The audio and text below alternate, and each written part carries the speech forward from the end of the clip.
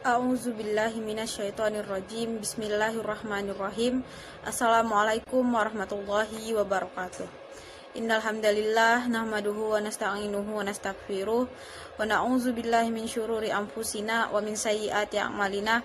May yahdihillahu fala mudhillalah wa may yudlil fala hadiyalah. Asyhadu an la ilaha illallah wa asyhadu anna Muhammadan abduhu wa rasuluh. Amma ba'du. Pertama-tama marilah kita panjatkan puji dan syukur kehadirat Allah Subhanahu wa Ta'ala, Sang Pemilik alam semesta dan seluruh isinya, serta tak lupa sholawat dan salam kepada junjungan kita Nabi besar Muhammad Shallallahu Alaihi Wasallam. Semoga selalu tercurah hingga hari kiamat kelak. Amin, amin ya robbal alamin. Yang saya hormati Bapak Dr. Azhara MA selaku dosen pembimbing mata kuliah praktikum retorika dakwah, dan teman-teman sekalian yang saya sayangi. Pada kesempatan ini, perkenankanlah saya Ninda Ulia Sapane dengan NIM 0111181032 untuk menyampaikan ceramah saya yang berjudul Menjaga Ukhuwah dalam Perbedaan Menurut Ajaran Islam. Teman-teman yang dirahmati oleh Allah Subhanahu wa Ta'ala, dalam suatu majelis Rasulullah Shallallahu Alaihi Wasallam pernah bersabda bahwa akan datang suatu masa di mana umatku seperti buih di lautan. Kemudian para sahabat bertanya, "Kenapa demikian ya Rasul?" Nabi pun menjelaskan bahwa di masa itu umat Islam akan sangat besar jumlahnya, tetapi sangat rapuh dan mudah bercerai-berai.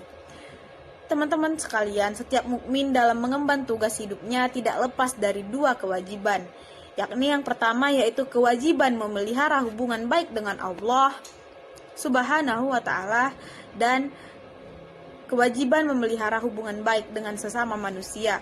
Dengan tegas, Allah Subhanahu wa Ta'ala telah menjelaskan dalam Al-Quran bahwa sesungguhnya orang-orang yang memutuskan hubungan kepada Allah maupun kepada sesama manusia, hidupnya akan diliputi kehinaan di mana saja mereka berada.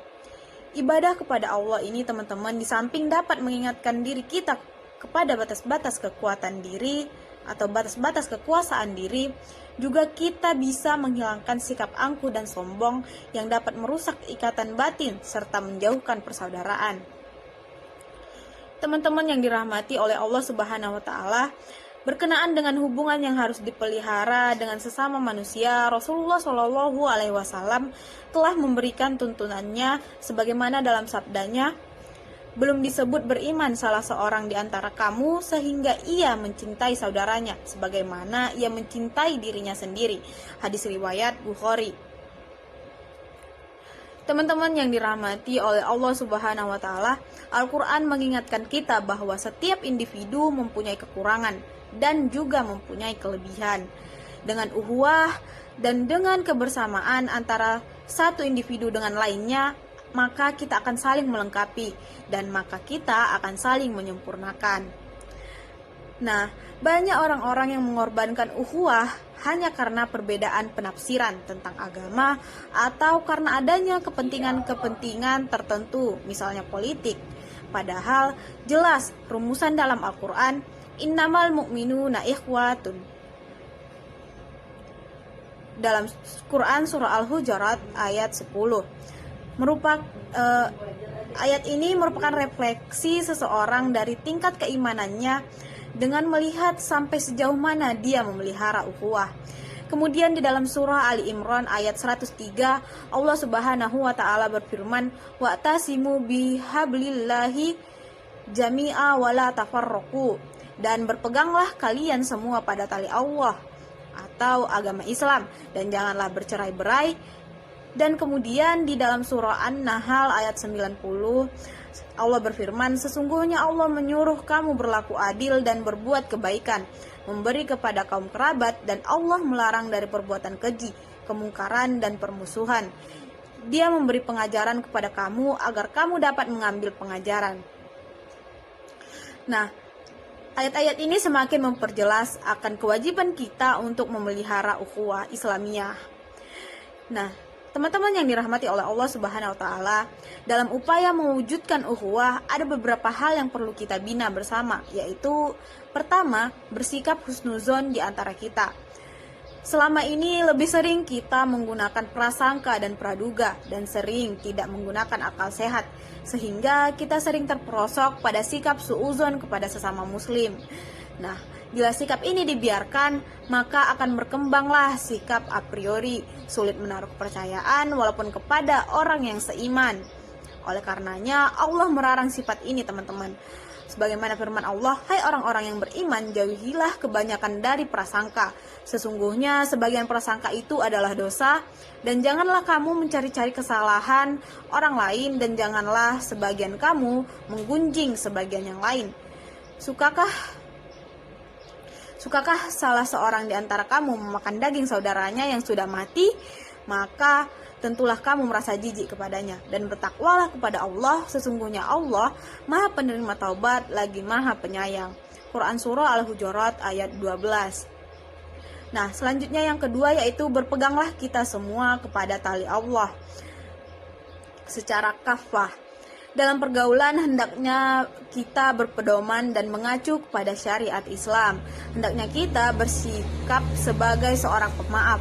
Sikap pemaaf ini merupakan sikap yang sangat disukai oleh Allah Subhanahu wa taala. Sebagaimana firman Allah, yaitu orang-orang yang menafkahkan hartanya baik di waktu lapang maupun di waktu sempit, dan orang-orang yang menahan amarahnya dan memaafkan kesalahan orang.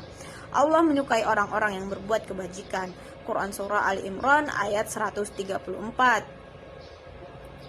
Kemudian yang ketiga, teman-teman, yaitu laksanakanlah hak dan kewajiban kita sebagai muslim dalam kehidupan bermasyarakat.